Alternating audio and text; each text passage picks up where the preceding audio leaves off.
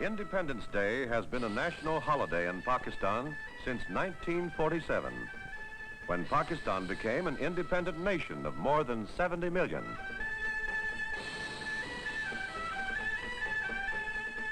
Pakistan is a country split in two, West Pakistan and East Pakistan, separated by 1,000 miles of another nation, the Republic of India. The people of West Pakistan and the people of East Pakistan speak different languages, live in different climates, eat different foods, but they pray to God in the same way. Most of them are Muslims. It is the Muslim faith which holds the nation together. The people of Pakistan have built a new nation in an old land.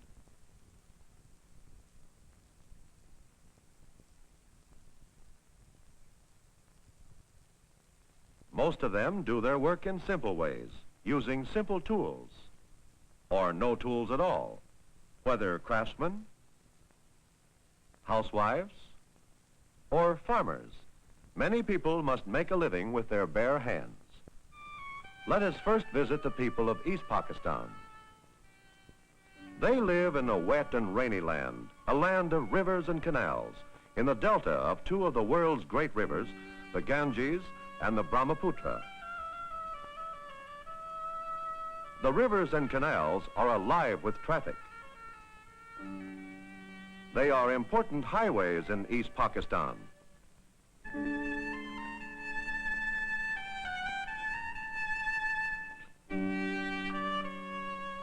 Along the canals, boats serve as homes to many families. By boat, they go to places of worship. By boat, they carry goods to market. In the water, they raise their crops. Rice is their principal food. When rivers overflow in summer, young shoots of rice are planted by hand. And at harvest time, oxen and people thresh the rice with their feet. The machine age has not yet come to the farmers of East Pakistan. Out of the water, the people of East Pakistan get their most important cash crop, jute. These tall plants are jute plants. Burlap and gunny sacks are made of jute. Harvesting is done by divers as we see it here. It is very hard and slow work indeed. The jute is planted in fields before the summer floods. It grows faster than the water rises. At harvest time, it stands several feet above the water. The valuable jute fiber is found inside the bark. One by one, the stalks are cut open, the bark peeled off, and the fiber taken out. Men wash the fibers in the stream and hang them out to dry. Much of the East Pakistani economy depends on the jute fiber. It is this kind of trade that helps support Dhaka, the largest city and capital of East Pakistan.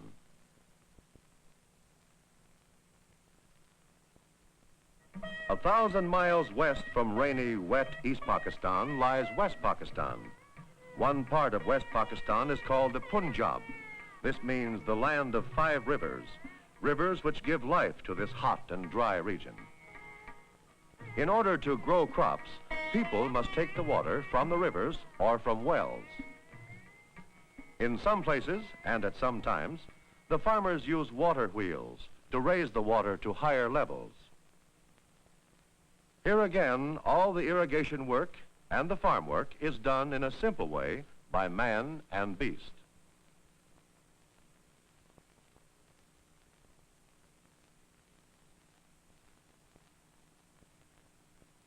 Farm tools are simple.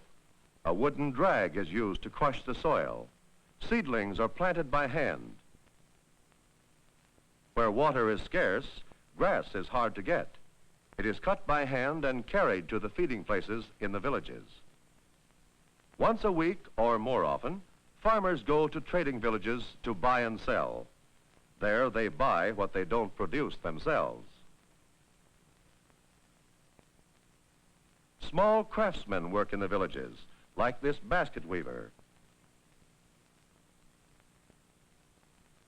Here works the village shoemaker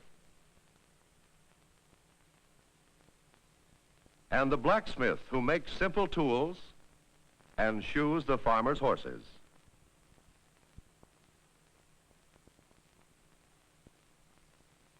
Because water is scarce, laundry is brought to the river villages to be washed by the dhobi, the laundryman.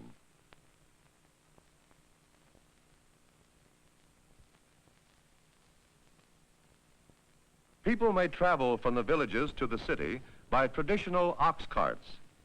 Some of the carts have wooden wheels, others automobile tires.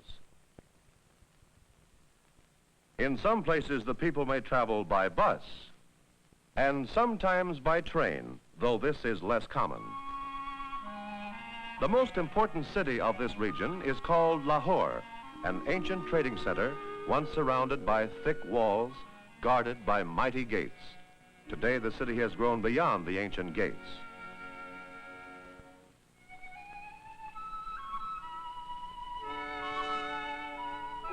Pakistan's most beautiful mosque is in Lahore, and many pilgrims come here to worship.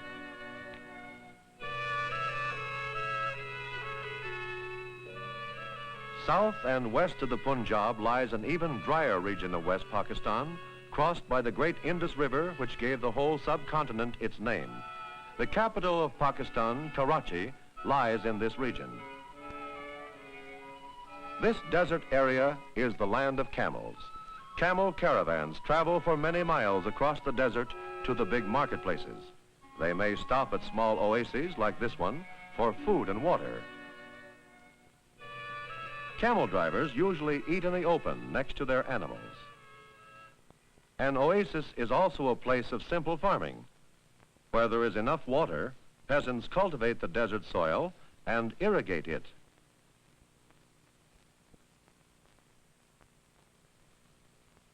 Some farmers in the oasis raise livestock for the city market.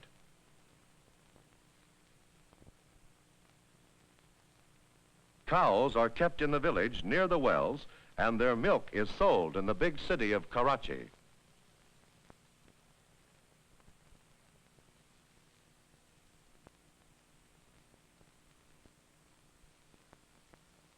People often travel by boat down the Indus River or by bus across the desert in search of work in the capital.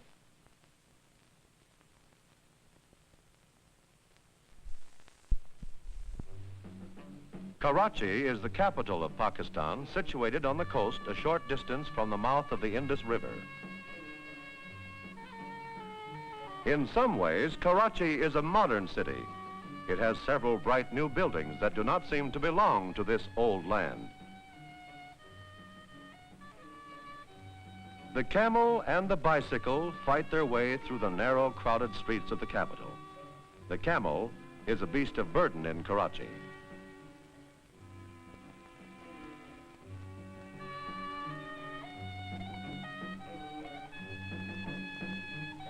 In this desert region, wood is scarce.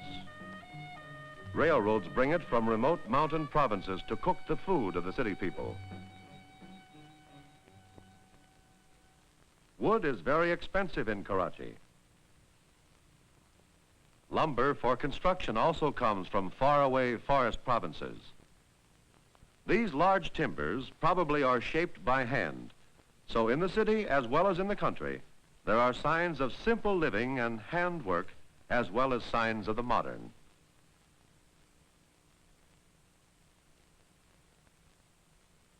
These are bales of cotton. Cotton is the most important cash crop of West Pakistan.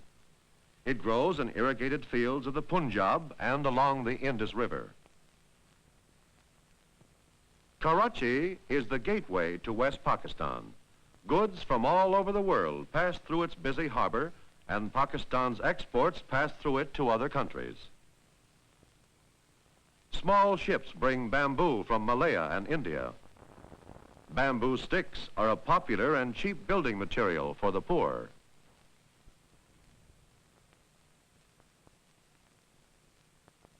Bananas also may come from India. They are usually sold in the open market near the harbor by auctioneers. Auctioneers also sell sugar cane to small tradesmen. Merchants bid for each bundle of cane, and the highest bidder gets it. Tradesmen carry the sugar cane to their street shops, where they cut the cane into small pieces and sell it as candy.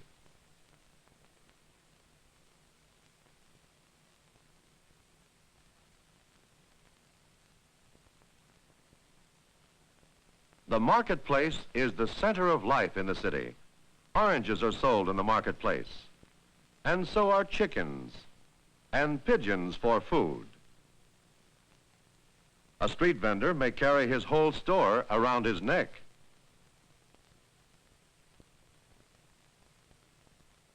The baker prepares chapati in the streets.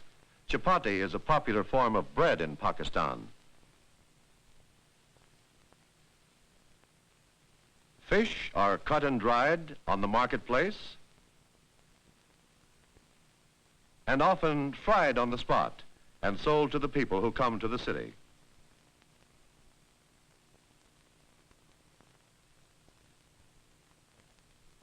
In the city, as well as in the village, work is often done by simple means. Everywhere, people do much of the work by hand. But Pakistan is changing.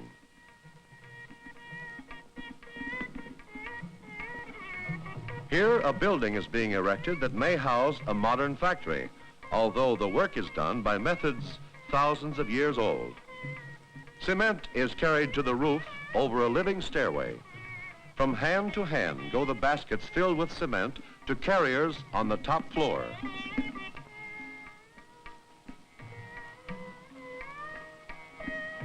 The buildings in the background have all been built in this simple manner. In front of them are the shacks of the workers and the jobless who cannot afford to live in apartments.